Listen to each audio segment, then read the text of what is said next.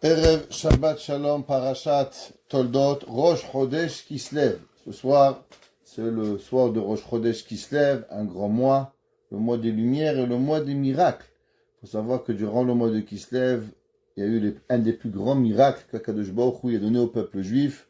Alors, c'est un mois où on peut prier qu'Akadosh Baruch Hu nous donne autant de miracles qu'il y a eu, comme ça il va y avoir, et comme ça il y aura Be'ezrat Hashem. Donc, on souhaite à tout le monde un grand Chodesh Tov Lechaim Tovim U'Shalom. On continue dans notre enseignement de Shabbat.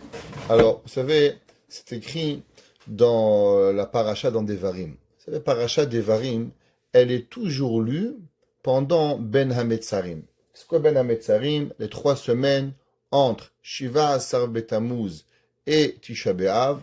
Et paracha Devarim, elle est lue toujours la veille de Tisha B'Av. Ça veut dire Tisha B'Av il tombe dimanche, Shabbat avant c'est Shabbat Devarim. Shabbat d'après toujours va être Hanan. La question elle est pourquoi Chachamim ils ont choisi d'arranger la Torah, même si des fois par exemple il y a 2 parashiot, il y a parashat Matot et Masé. Alors on va lire Matot Masé, même si on a de très longues parashiot, pour s'assurer que dans la paracha Devarim, elle va être la veille de paracha avant Tisha B'Av. La semaine dernière, on a commencé à parler de la différence qu'il y a entre Yom Tov et Shabbat. Shabbat, on dit Baruch Ata Hashem Mekadesh Shabbat, et à Yom Tov, on dit Baruch Ata Hashem Mekadesh Israël Ve'azemanim. On avait expliqué la semaine dernière, au nom de Rabbi Shlomo de Bobov. Cette semaine, avec votre permission, on va continuer à expliquer encore un peu ce principe au nom de Tiferet Shlomo. Tiferet Shlomo, il s'appelait Rabbi Shlomo de Radamsk, qui était un Admour qui a vécu en Pologne à fin du 19e, début du 20e. Et malheureusement, la chassidoute de Radamsk, elle n'existe plus. Elle a été pratiquement éradiée du monde. Tous les chassidim, ils ont été meurtris et tués par les nazis. Il reste quelques chassidim bodedim dans le monde, entre autres à Montréal, quelques de ces chassidim. Alors dans la paracha de Devarim, il y a un verset qui est très intéressant. Le pasuk qui dit Rav lachem shevet baharazé. Que veut dire le mot Rav lachem? Rav lachem veut dire elle est grande pour vous. Shevet baharazé, de s'asseoir dans cette montagne. Principalement, on parle être dans Mahar Sinai. Kadosh Baruch Hu dit Rav lachem, c'est bien pour vous. Pareil, vous savez, il y a un chant que tous les vendredis soirs on chante, qui a été écrit par Rabbi Shlomo El-Kabatz. Rabbi Shlomo El-Kabatz était le contemporain de Rabbi Yosef Karo. Rabbi Yosef Karo, celui qui a écrit le Shulchan Aruch. Il a écrit toute la halakha, le grand commentaire Bet Yosef, et de là il lui est sorti la halakha, le Shulchan Aruch, les lois de tous les jours, les halachot que l'on fait en tant que rave, les mariages, les divorces, tout est écrit dans le Shulchan Aruch. Et Rabbi Shlomo El-Kabatz, il a écrit un chant que tout le monde connaît, qui s'appelle l'Echadodi. Non, c'est un chant qui est incroyable, parce que généralement les chants, ou bien on pourrait dire les poèmes, il y a plein des rabbins qui ont écrit des poèmes, mais pas tous les poèmes, ils ont été pris par tous les juifs. Il y en a que les séfarades ils vont dire, d'autres que les ashkenazim ils vont dire, d'autres que les chassidim ils vont dire, mais très peu de chants et très peu de poèmes qui ne sont pas écrits de nos chachamim vont être pris par tous les juifs du monde. Et un parmi tous, c'est le Lechadodi. Le Lechadodi, il a été écrit par Rabbi Shlomo El-Kabatz et il est allé comme une poudrière dans le monde, séfarade, ashkenaz, chassidique, Israël, marocain, tunisien, algérien, tout le monde chante le chant de l'Echadodi. Et beaucoup d'explications sont ramenées pourquoi ce chant, il a eu cette grande autonomie et cette grande force de rentrer dans le pouvoir, dans le peuple juif. Même plus que ça, c'est que ça a changé la halakha.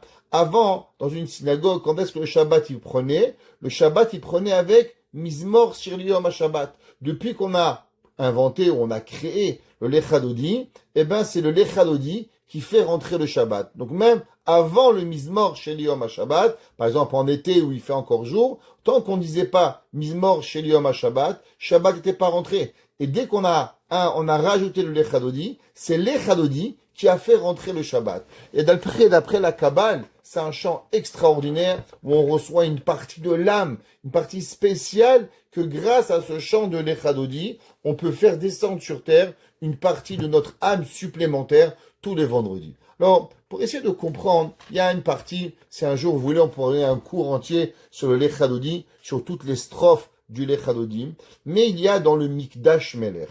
Mikdash Melech, il y a là-bas une phrase aussi difficile à comprendre. On va traduire les mots simplement. Mikdash Melech, le sanctuaire du roi, Ir Melucha, c'est la ville du roi, du royaume. De quoi on parle?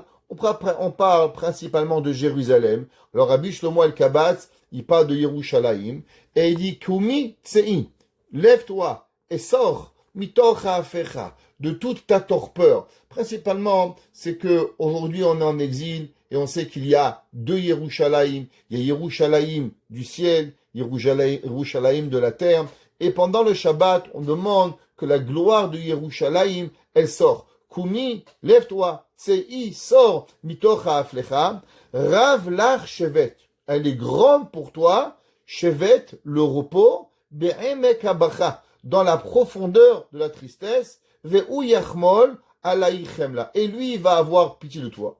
Qu'est-ce que c'est ça? Rav lach shevet be'emek habacha. Qu'est-ce qu'il dit Rabbi Shlomo el-Kabatz? Elle est grande pour toi, le repos dans la vallée de la tristesse. De quoi il parle ici, Rabbi Shlomo el-Kabatz? Pareil, au moment de se faire des varim, comme je vous ai dit, on lit toujours juste avant le Tisha B'Av, juste avant où on doit pleurer sur le temple, on lit se faire des varim. Avant de continuer, vous savez, il y a une halakha. Généralement, il y a des droits de passage. Qu'est-ce que ça veut dire des droits de passage? Qu'est-ce qui se passe par exemple quand il y a Shabbat et Kippour? Qui c'est qui est plus grand? Shabbat ou Kippour? Quand Kippour il tombe Shabbat, est-ce qu'on bouge Kippour à dimanche? Ou bien on enlève Shabbat et on fait le jeûne? Halakha, elle est que Kippour, il est plus grand que Shabbat. Pourquoi? Shabbat, il s'appelle Shabbat. Kippour, il s'appelle Shabbat Shabbaton. C'est pour ça que quand Kippour, il tombe Shabbat, alors on va repousser le Shabbat et on va jeûner le jour de Kippour. Pareil, il y a une grande question. Quand Shabbat, il tombe le 9 de Av, qu'est-ce qui est plus grand?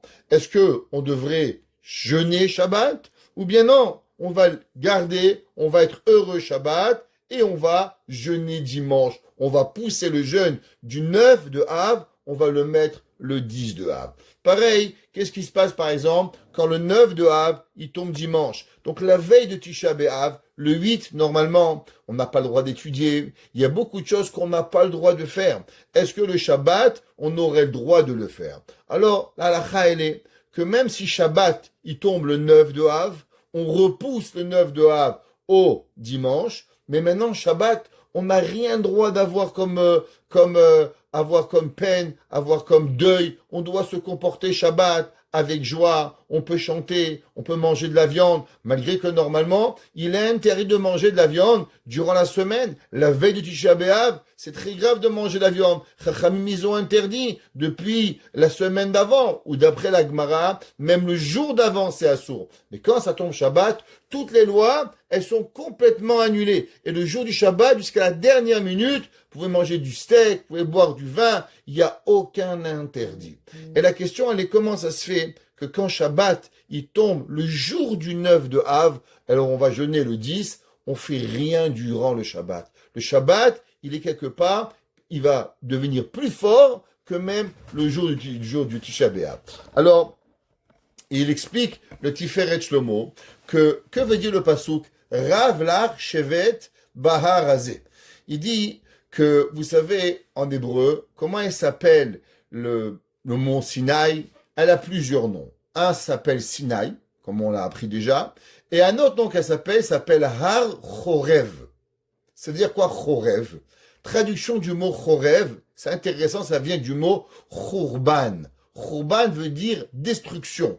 Alors la question, elle est pourquoi le Sinaï, le mont Sinaï, il s'appelle Chorev. Chachamim, ils nous disent que la Torah elle veut nous apprendre ici qu'à travers les années, il va y avoir malheureusement un moment où le peuple juif va vivre dans la destruction. De quelle destruction on parle? On parle bien sûr du premier temple, on parle du deuxième temple, on parle de tous les malheurs que le peuple juif il a eu. Si vous regardez aujourd'hui, par exemple, qu'est-ce que nous avons? Nous avons plusieurs fêtes. Pessah, Shavuot, Sukkot, Rosh Hashanah, Kippour, Shabbat, tout ça ce sont des fêtes. Toutes les fêtes que nous faisons, on ne peut pas accomplir la fête comme elle doit être du fait qu'il n'y a pas de Beth Amikdash. Exemple, que veut dire Pessah? Le principal de la fête de Pessah, c'était le Korban Pessah, le sacrifice qu'on apportait, le Korban de l'agneau pascal, qui devait être le principal du Seder de Pessah. Il ne peut pas y avoir un Seder de Pessah sans Pessah et Matzah, sans Korban Pessah et Matzah. Aujourd'hui, on n'a pas de Korban Pessah, alors on mange de la Matzah, on fait la moitié, on est privé quelque part d'un petit peu de la moitié de la fête. Pareil, la fête de Sukkot. Durant les fêtes de Sukkot, qu'est-ce qu'on a? Alors, on n'a pas de Korban Shlamim. Durant Rosh Hashanah, on ne peut pas sonner le chauffard quand il tombe Shabbat. Toutes les fêtes, elles vont être amochées à cause que le Beth Amikdash, il va pas être là.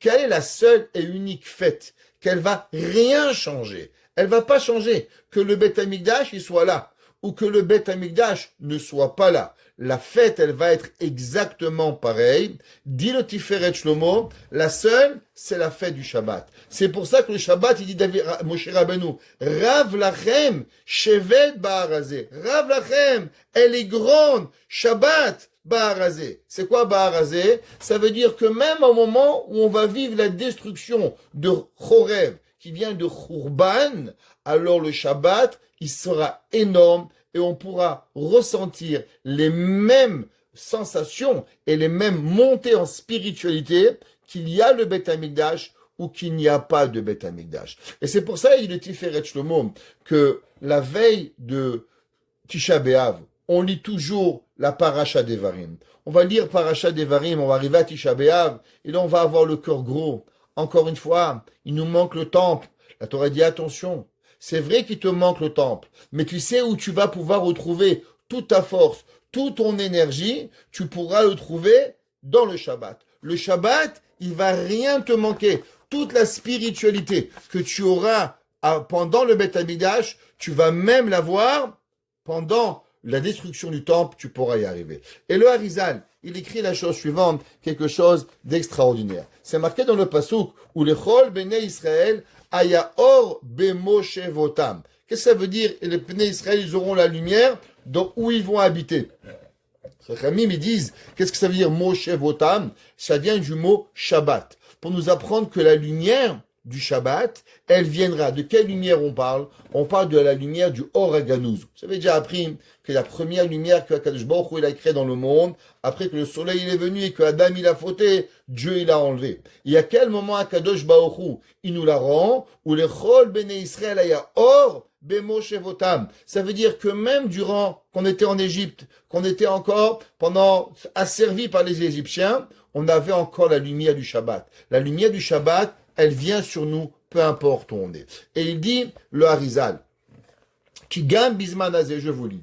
Il dit, parce que même aujourd'hui, Afalpi, chez Bet Amikdash ou Charev, même que le temple est détruit, Ve'en Avoda, Ve'en Korban, il n'y a pas de service divin, il n'y a pas de sacrifice. Mikol Makom Bashabat, Ine Naase Kol Hayichudim. Il dit tout ce qui doit se passer dans les cieux, toutes les connexions des cieux se passent, Beha'alat Ha'olamot Kemo Kodem Pegam Adam Arishon. Il dit tout ce que Adam Arishon avait ressenti avant d'avoir mangé le fruit interdit, on peut aussi la ressentir aujourd'hui, le jour du Shabbat. Nimtza, ki be Shabbat Kodesh, en chaser klum. Durant Shabbat, il manque rien dans la spiritualité. Asher anachnu begalut. Achakol yafe beito. Et il dit que le Shabbat, il va rien lui manquer. Et il continue le Harizal, il dit la reine, be Shabbat ou be yeter se'ed bizman. Shebet Amikdash Hayakayam, ve'u bishlemut ha'ava yoter. Il dit, vous savez, quelque part, où est-ce qu'on peut ressentir la sainteté du Shabbat tellement grande?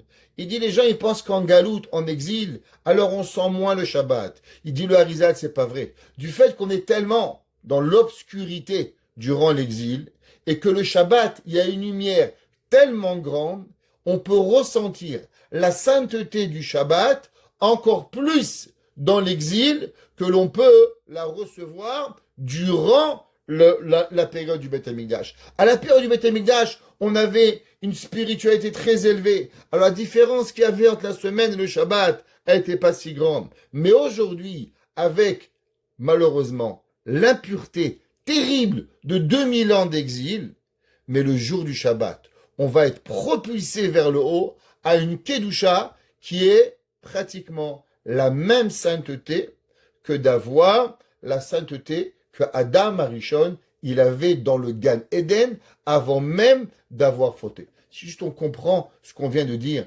combien le Shabbat est important, combien malheureusement des gens, ils passent leur temps à dormir, ils passent leur temps à perdre le temps durant le Shabbat. Il a dit un jour le Rav, le Maguide de Mezirich, qu'un bon juif, il devrait dormir le vendredi pour pouvoir rester réveillé tout le Shabbat, de façon à pouvoir étudier après le repas, pour pas aller dormir. Et il dit le Maguide de Mezirich qu'un homme qui mangerait et qui irait dormir tout de suite, alors il serait comme un animal qui n'aurait pas compris le cadeau qu'il a eu. Et l'homme devrait se préparer vendredi, aller faire une sieste s'il faut, pour pouvoir le soir du Shabbat, après Kiddush, après Motzi, après le repas, après les chansons, pour pouvoir étudier et élever encore plus grand son âme et sa neshama pour récupérer une sainteté qui nous accompagnera durant toute la semaine. Rav Lachem Shevet Ba'arazé, combien elle est grande cette lumière